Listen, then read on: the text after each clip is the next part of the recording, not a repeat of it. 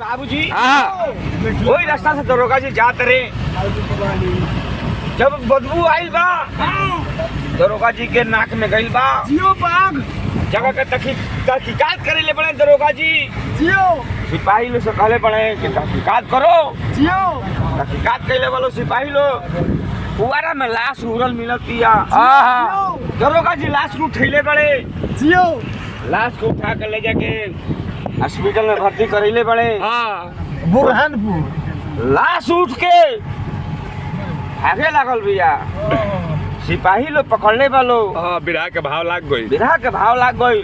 कैसे लाश आके दरोगा जी से रो रो के बयान करतिया। लाश करतिया लाश दरोगा जी से रो रो के बयान करतिया। कैसे करतिया भाव में कहतिया मास्टर बड़ा एक पति बड़ा बड़ा बड़ा करतिया। अरे रमेशवा का बड़े रे पति बड़ा।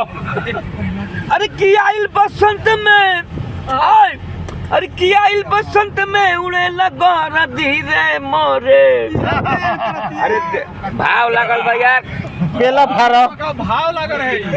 कौन पहले के बोली हलो मत भाव लगा रही तो पहले ही वाह वाह वाह। अरे की आइल बसंत में उड़े लगा धीरे मोरे।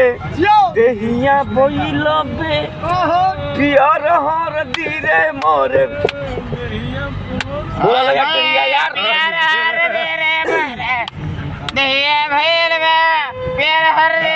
मगर ई गीत के भाव मगर लाश दरोगा से बयान कर दिया। अरे की बाली उम्र में जियो आय